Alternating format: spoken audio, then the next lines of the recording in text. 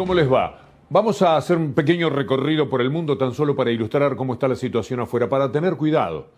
Ese cuidado que se necesita también por parte de las autoridades y las medidas que van a adoptar próximamente en medio de toda la presión que existe para que la vida vuelva a ser lo que era entonces, en otra época.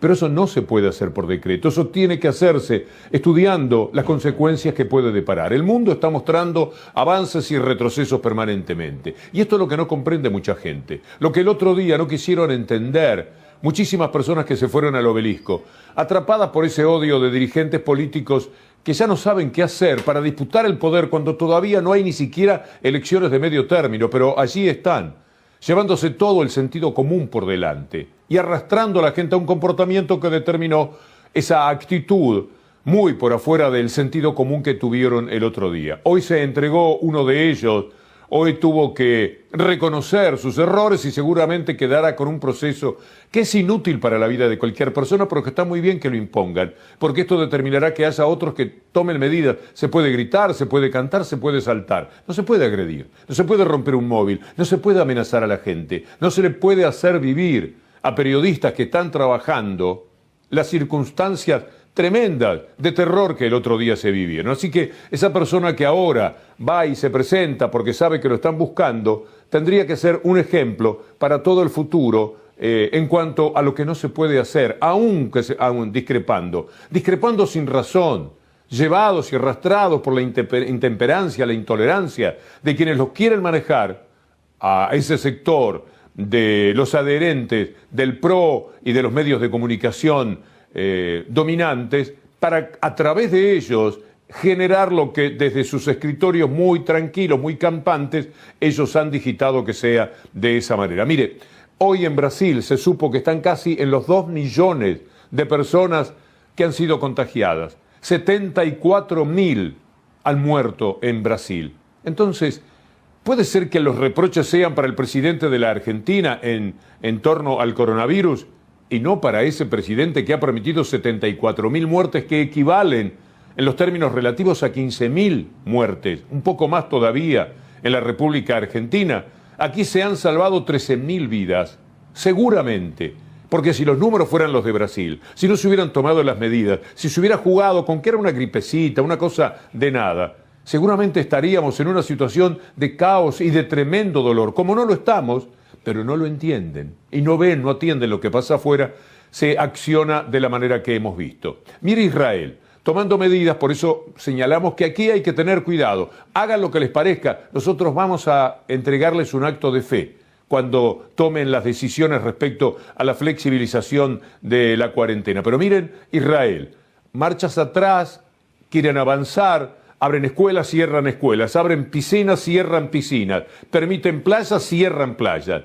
Todos los días están en eso, y con muchos muertos, con más muertos por millón de habitantes de aquellos que tiene la República Argentina. Miren lo que sucede en Florida. Vean ustedes el panorama que se le presentó al Estado en estos momentos más conmovido por el tema del coronavirus en los Estados Unidos. Esta imagen de lo que está pasando en Florida, ahí hay mucho menos población y hay 278.000 casos, 12.000 contagios nada más. Esta imagen, Disney World abriendo sus puertas en Orlando, Florida, este fin de semana, chocaba con otra realidad poco mágica. El Estado saludaba el mayor récord de casos de coronavirus en un día, más que Nueva York en lo peor de la pandemia, con 2 diferencias: la mortalidad y la proporción de positivos en los test es muy inferior. Pero preocupa esto: la convención republicana está prevista el mes que viene en Jacksonville, una de las ciudades más afectadas. En casi todo el llamado cinturón del sol de Estados Unidos siguen subiendo los casos, las muertes y las hospitalizaciones. No puedo respirar, dice Juana, ingresada en Texas junto a su marido. Su hija de 35 años ha muerto de coronavirus. Las UCI están al borde de la saturación en gran parte del estado. Luisiana vuelve a ser castigada por el virus y cierra bares. En Atlanta reinstauran la orden de estar en casa. No creo que tengamos que cerrarlo todo, dicen desde el gabinete de crisis de la Casa Blanca. Nos quedamos en Florida, porque van a ver ustedes una interpelación a viva voz de ciudadanos, periodistas, que en una conferencia de prensa del gobernador del estado le reprochan lo mal que se ha trabajado con el coronavirus. Parece mentira, ¿no? Aquí se discrimina todo en función de la política. Y por eso atacan a quien tomó decisiones indudablemente atinadas para la salud de los argentinos. Allá tienen que reprochar lo que ahora vamos a ver. Lo que está pasando en Florida, ahí hay mucho menos población y hay 278,000 casos, 12,000 contagios nada más en las últimas 24 horas. Está muy enojada. Sí le reclamaron hoy al gobernador, el gobernador Ron DeSantis, durante una conferencia. Esto fue en Miami. Shame on you. You are an embarrassment. You are an embarrassment. We're getting record-breaking cases every day and you are doing nothing. You are falsifying information and you are misleading the public. Over 4,000 people have died, and you are blaming the protesters. You guys have no plan, and you're doing nothing. Shame on you. Shame on you. Don't touch social distance. Don't touch. Shame on both of you. You guys are misleading the public. You have no plan. 4,000 people have died, and we're getting record cases every day. Every day. Shame on you. You should resign, Ron DeSantis. Es la necedad de algunos conductores, la cuestión de la política, el pensar en la economía como si no se destruyese igual. En todos los países ha sucedido. 170 países en el mundo, como les decíamos ayer, están en enormes dificultades. Y acá no hay países de la mitad de la tabla solamente, están los habitualmente campeones de los países altamente comprometidos, con caídas de la economía peores que las que tenemos en la Argentina. Ha sido muy duro y será todavía mayormente duro lo que haya que afrontar en el mundo. Ven ustedes lo que los ricos, ahora les vamos a mostrar a una sobrina nieta de Disney, una de las herederas, una mujer con una fortuna incalculable que se da cuenta que así no se puede vivir en medio de toda esta circunstancia tan desgraciada y acuciada por el tema de lo que está pasando con el coronavirus de la pandemia. Ella está pidiendo otra actitud completamente distinta, pero antes permítanme decirle por qué los ricos del mundo también se tienen que preocupar, mientras aquí defienden a 11.000 que tienen toda la plata que uno no le cabe en la cabeza a uno, el dinero que tienen, y aparecen diputados del sistema, los medios de comunicación hegemónicos, como le dicen, diabólicos para mí, de la Argentina defendiéndolos, mientras que los propios ricos del mundo van a decir lo que va a escuchar a continuación después de ver estas placas. Vea usted lo que es la concentración de la riqueza el año pasado en el mundo. Ahora tienen todavía más porque consiguieron generar mayores riquezas en medio de estas desgraciadas circunstancias. Mire esta placa. El patrimonio de los más ricos, de los 2.000 y pico de ricos del mundo, 9.4 billones el año pasado, mejoraron de 8.600.000. Mire esta otra placa. En el 2019 había 2.825 multimillonarios. Ahora son un poco más de lo que eran en el 2018, cuando se trataba de 2.604. La crisis del COVID-19 tendrá un impacto desproporcionado en los pobres a través de la pérdida de empleo, la pérdida de remesas, el aumento de los precios, las interrupciones en los servicios como la educación y la atención médica. Y según el Banco Mundial, el 10% de la población, 734 millones de personas, viven por debajo del umbral de la pobreza internacional, con menos de $2 por día. Frente a esto, es que la sobrina nieta de Disney dice lo siguiente. We need a wealth tax. I frankly believe Elizabeth Warren is completely right about that. I think it is very easy to talk about a 1% or a 2% wealth tax that would generate so much value in this economy, given how much wealth is concentrated, and is sitting there not moving through the economy in ways that it really should, and certainly not supporting a valuing of work over ownership. So if we could move some of those assets that are just sitting there like stones in a mountain back into circulation in the economy, we would have money to fund schools. We would have money to fund all of the things that we have let erode over these last 50 years. It is going to require wealthy people to change the way they understand their relationship to the rest of the country. Because right now, everything that wealthy people do only reinforces them in this idea that they're separate and different, and that their fates are not woven together with the fates of people across the rest of the economy. We are going to have to teach our wealthy people to be different. Compartir estos materiales con ustedes es un acto de confianza en el teleespectador que tenemos, porque no es tan estrafalario ni tan atractivo como las grandes discusiones y los disparates y mamarrachos que localmente podemos ver con personajes que nos resultan siempre interesantes de ver, hagan lo que hagan. Este es el esfuerzo desde aquí, y evidentemente muy compartido por ustedes, de entender. Nada menos que de eso se trata. Para que podamos hacer las cosas pensando siempre en entender más y en ser un poco mejores. Mire lo que pasa con el Citigroup. El Citigroup es de los bancos más poderosos que exista en el mundo. Cuando usted va a Nueva York y ve el edificio del Citigroup, se da cuenta que eso es una torre que no podría venirse abajo de ninguna manera. Y no es así. Han perdido el 73%. Es mucho dinero lo que están resignando. ¿Usted cree que es porque se han administrado mal? Ellos siempre lo hacen muy bien. Es porque la situación es muy compleja y ellos saben que a la salida de esto van a tener mucha gente que no les va a pagar, que no va a poder pagarles, que no va a poder tomar una decisión como la que ellos están esperando con cada una de las carpetas. Entonces, la ven venir y ya saben que han perdido todo esto. Mire lo que ocurre en el Reino Unido. Estamos hablando de Inglaterra. Estamos hablando de un país que siempre robó al resto del mundo, un país pirata, país con colonias por todos lados, que tomó inmensas riquezas de todas las colonias y parecería que está galvanizado para todo el viaje. No, están con una crisis que hace 300 años no tenían que afrontar. Esto es lo que pasa hoy día en el Reino Unido. Entonces, hay que tomar medidas. Y son muy pocos los países que están adoptando decisiones como las que se ven en la Argentina.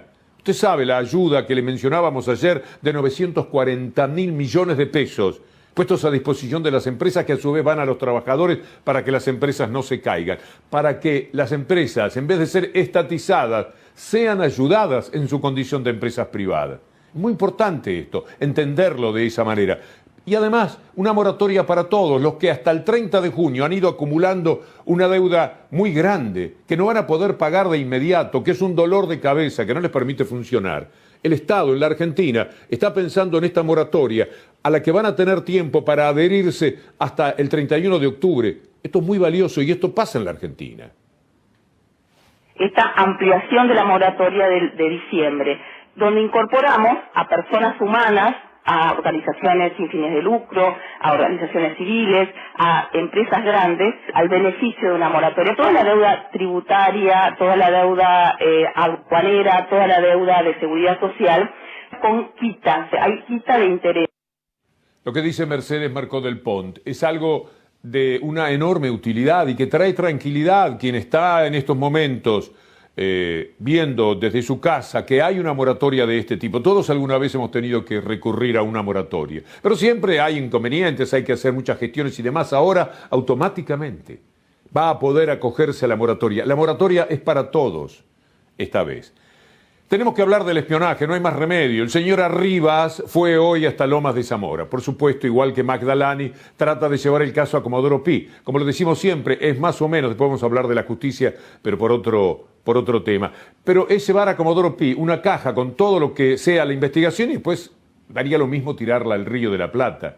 Porque en Comodoro Pi ya sabemos cómo se hacen las cosas. Arribas presenta lo que fue el sobreseimiento dictado por Martínez de Giorgi. Una maniobra clara, lo ve hasta un chico.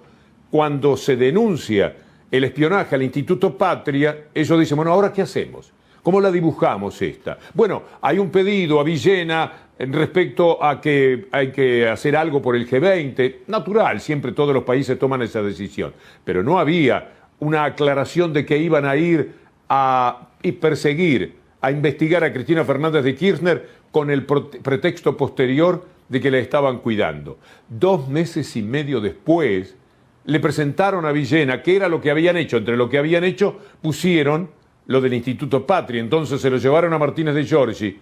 Qué esfuerzo debe haber hecho Martínez de Giorgi para creerle. Qué buena voluntad la del juez Martínez de Giorgi, que dijo, ah, bueno, entonces están sobreseídos. Y con ese papel en la mano, con esa mentira terrible, atroz en la mano, Arribas y Magdalani pretenden llevársela de Arribas. Pero mire, del espionaje se sabe tanto que hasta periodistas que son más bien del palo lo denuncian de esta manera. Nuestro gobierno introdujo realmente una verdadera libertad, libertad de prensa, libertad de opinión. Hoy todos los señores aquí presentes opinan diariamente sobre la realidad, críticamente o no críticamente, y no hay nadie en el gobierno que los llame, los persiga, no se persigue a ningún periodista. Hugo Alconada Monk fue seguido, filmado, investigado en su domicilio en La Plata. No se persigue a ningún periodista. Hubo un seguimiento físico, que fueron hasta La Plata, que fotografiaron mi casa, que sacaron fotografías, que fueron a la casa de mis padres, agentes orgánicos de la agencia que reportaban a superiores. Es decir, la vigilancia a este periodista del diario La Nación era porque por un conflicto que hay entre La Nación y Arribas, La Nación quería poner a su gente en la AFI y Arribas se resistía. Incluso hay una carta de Pañi a Leopoldo Moró contándole una reunión que tuvieron en la casa de Julio César Zaguié con Arribas. Estaba una situación de este tipo, pero en esa pelea que se desata por poder, Arribas es denunciado fuertemente desde el diario La Nación por el periodista al que lo mandaban a espiar. Mire qué casualidad. Espiaban a la hermana de Macri, espiaban a los periodistas que denunciaban a Arribas, espiaban a la expresidenta de la República, espiaban a propios extraños, vivían en ese mundo. Cuando fue al Senado, Arribas, y habló de que no iban a perseguir periodistas y políticos, él mismo suelta una risa irónica que parece delatarlo. Lo que la agencia necesita es mostrarle a la ciudadanía que el primer punto es respetar la ley. Entonces, desde ese lugar, quédese tranquilo que no va a haber ningún tipo de espionaje, tanto a periodistas como a políticos. Tanto a periodistas como a políticos. Tanto a periodistas como a políticos. El jefe de todos ellos, Mauricio Macri, ayer hizo un viaje bastante insólito a Paraguay, del que se tejen muchísimas especulaciones. La verdad es que cuesta entender. Debe haber sido por negocios, efectivamente, porque de política, ¿qué pueden hablar estos dos hombres en este momento y para qué? ¿Qué es lo que querían hacer regionalmente? ¿Qué acuerdo podrían estar buscando? Pero no se sabe. Lo que sí se entiende es cómo Macri se rió de todos, de lo que es cuarentena, etcétera, y trató de establecer una cuestión mediática especial para esta semana. Habló en Paraguay, por supuesto, sin elegancia, mal del gobierno argentino.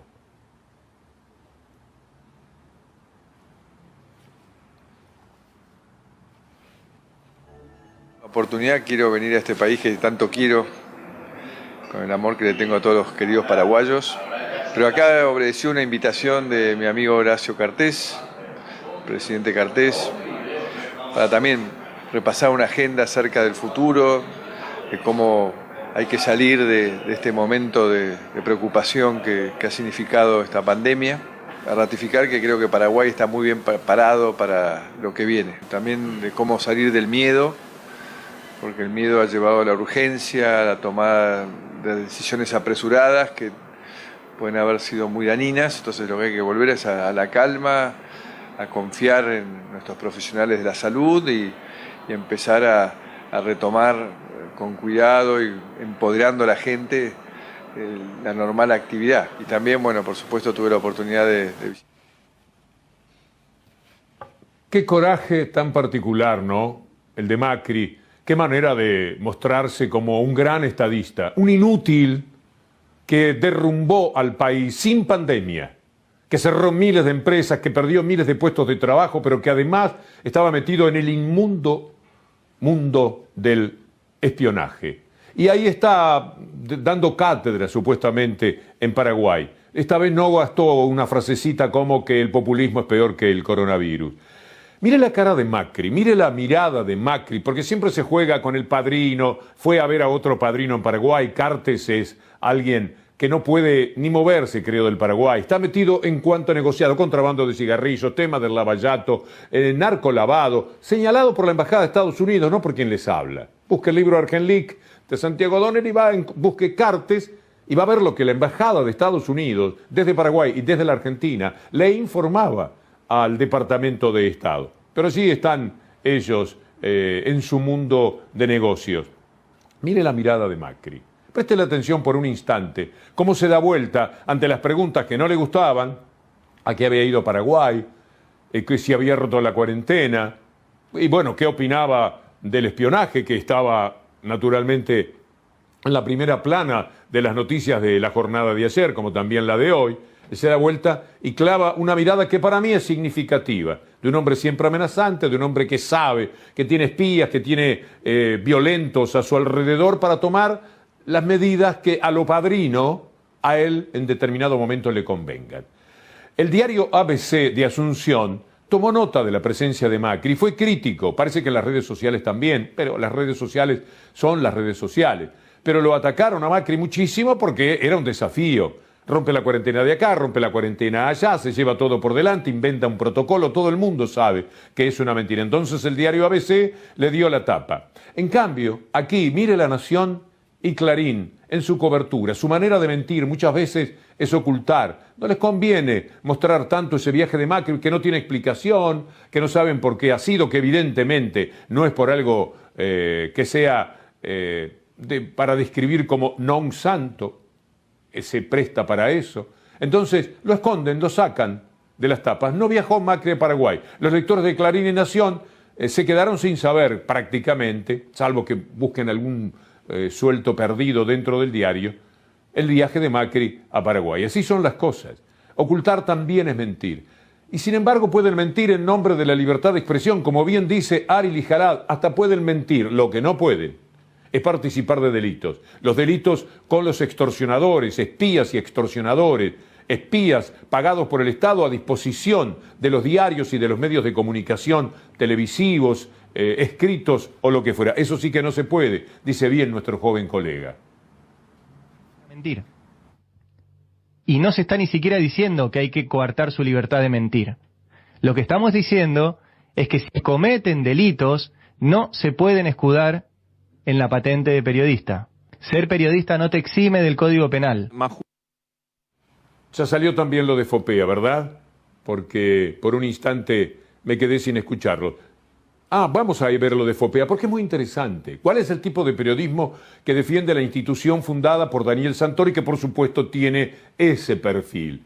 Gente que además sabe juntarle la cabeza a los poderosos que hay para que pongan dinero. Yo no sabía, mire, somos 2.000 periodistas los que hemos firmado algo que va muy por afuera de Fopea. Y yo no necesito, salvo que digan, muchachos, tenemos que poner unos pesos para pagar la solicitada. No me pidieron nada.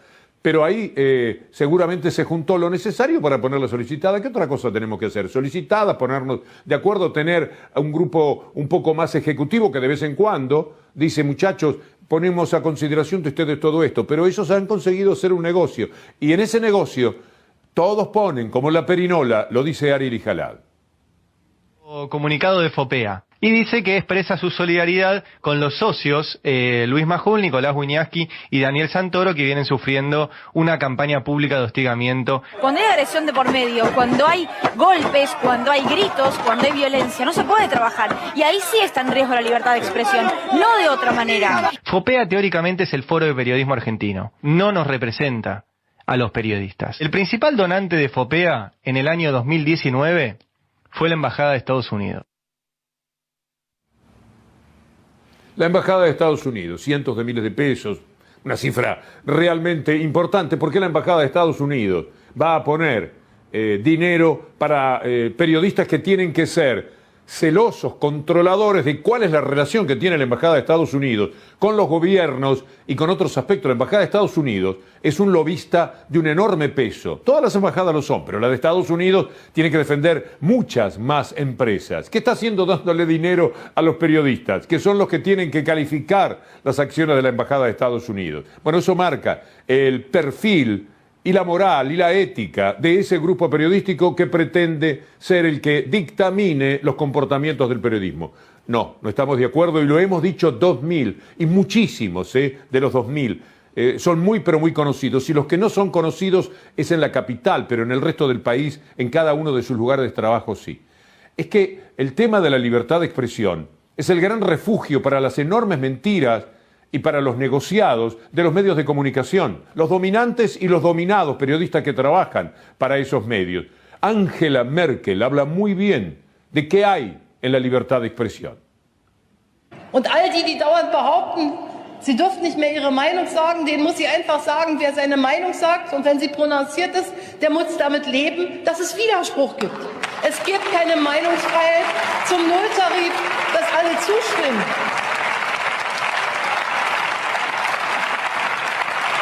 Aber die Meinungsfreiheit kennt Grenzen. Und die beginnen da, wo gehetzt wird, da, wo Hass verbreitet wird. Die beginnen da, wo die Würde anderer Menschen verletzt wird. Und dagegen werden und müssen wir uns stellen in diesem Hause. Und das werden wir auch hinbekommen, meine Damen und Herren. Denn sonst ist diese Gesellschaft nicht mehr das, was sie glauben. La libertad de expresión no es para participar del lawfare, lanzar lo que ha vivido la Argentina en estos años, que ha sido muy doloroso, porque se tergiversó al periodismo y también a la justicia, y juntos empezaron a vivir en el fango, a arrastrarse, reptar por el fango, enchastrarse de una manera a ellos y a la República que es intolerable a la exigencia de cualquier persona que piense en una sociedad que tiene que ir para lo mejor. Y no hay una sociedad que pueda mejorar si su periodismo, el más leído, el más seguido, el más escuchado, porque viene del fondo de la historia, porque adquirió muchísimo poder a través de las dictaduras, de las extorsiones realizadas, del fútbol, etcétera, nos lleva a todos a ese lugar. Y lleva también a la justicia con ellos, porque es la que determina el comportamiento de la justicia. Hablo de justicia y me da un golpe muy duro el tema en el corazón, porque ha muerto Julio Mayer, uno de los hombres más importantes de la historia del derecho en la República Argentina. Un hombre maravilloso, adorado por sus alumnos, querido por sus colegas, respetado por quienes no pensaban como él. Un hombre que hizo de las garantías que el derecho tiene que darle al ciudadano toda su vida, la aplicó a esto. Julio Mayer estaba muy dolorido con lo que ocurría en la justicia, y lo decía de esta manera el año pasado. Nunca vi un momento así como el que pasa actualmente en la justicia, sobre todo en la justicia federal, la justicia laboral, por ejemplo, en donde las opiniones de varias personas del Poder Ejecutivo Nacional, que sea una costumbre el amenazar y cumplir esa amenaza. Algunos jueces que han sido destituidos u otros trasladados, ya es un problema grave. Realmente nunca pasó la justicia un momento como el que actualmente pasa. A cualquier persona que ame el derecho, y Mayer lo amó como muy pocos profesionales, porque además lo entendía. Como nos contaba hoy el doctor Roberto Falcone, entendía también todo lo que venía del centro europeo, de Alemania, porque estaba siempre cerca de traducirnos cosas muy valiosas para poder cotejarlo con nuestra sociedad. También ese fue un aporte. Dos líneas de lo que dijo Roberto Falcone en el homenaje de todos los hombres del derecho, dignos del derecho, en la República Argentina sobre el fallecimiento del inolvidable Julio Mayer. Sufrió atentados durante el terrorismo de Estado, en la época de López Rega, fue asesor en el Ministerio de Justicia de Raúl Alfonsín, pero fue uno de los profesores de Derecho Procesal Penal que hizo historia en la República Argentina. Fue la eminencia del Derecho Procesal Penal en la República Argentina durante más de 30 años. Siempre fue un celoso defensor de las garantías.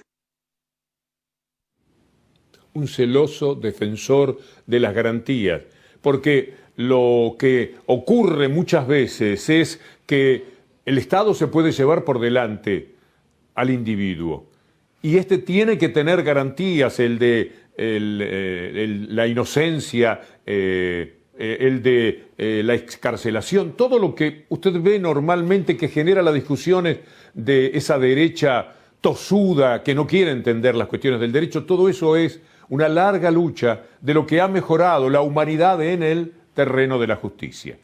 Pero hablando de estos temas, hay que señalar que uno de los hombres más controversiales que ha habitado Comodoro Pi presentó renuncia que va a cumplir el 29 de julio, después de una investigación que tiene que hacer esta semana con algo que lo ha ocupado, y lo ha ocupado bien en este caso, como el tema de los peajes. Canicova Corral. Hoy, hablando con Ari, lo que dijo es muy interesante, de la relación de los medios y de la justicia. Hay que saber estas cosas, hay que entender que habitamos un mundo de una connivencia atroz entre la justicia y los medios de comunicación, y que de ahí sale el maldito lawfare. Se ve ahora, y yo sé, han tenido a su disposición estos medios, ha habido un contacto entre los medios y varias de las agencias gubernamentales que, haciendo uso de la facultad de entrar a determinados organismos cuya información es secreta, para suministrársela a este grupo de tareas, ¿verdad? Y eso utilizando en perjuicio de aquellos que no eran de su agrado, ¿no? O sea, usted está diciendo que los medios recibían información del macrismo, información secreta, y operaban con eso. Sí, eso estoy diciendo. Efectivamente, esto es así, pero dicho por un juez que conoce muy bien ese mundo de Comodoro Pi, toma todavía mayor importancia. De cualquier forma, cuando dije controversial, creo que lo hago entendiendo que hubo de Canicova Corral cosas valiosas, aquello de Nisman, por ejemplo, en los tiempos en los que Nisman presentó la denuncia contra Cristina Fernández de Kirchner, pero también, hablando de Cristina Fernández de Kirchner, actitudes como las que hoy contaba en C5N el diputado Eduardo Valdés. Tengo el peor de los conceptos de Canicova Corral. Canicova Corral es quien detuvo en una forma muy increíble a Omar Suárez, el Caballo Suárez, secretario general del gremio marítimo, y donde cuenta Omar Suárez, tapa de un diario, del diario La Nación de diciembre del año pasado, que lo único que buscaba Canicova Corral era que se arrepintiera y le echara la culpa a Cristina Fernández de Kirchner. Canicova Corral intervino la obra social del Caballo Suárez y puso a su cuñado, y le mandó a la doctora Balbín, una espía orgánica de mano derecha de Magdalani, y a su hijo Santiago Viola, a extorsionarlo al Caballo Suárez. Así que yo sinceramente creo que hoy hay que celebrar en el Poder Judicial. Esto habla de que el gobierno no le ha temblado la mano de que se vaya Canicova Corral, cosa que a mí me parece muy bien. Es el inicio... no le creo nada a Canicova Corral. Justo ahora viene a hablar.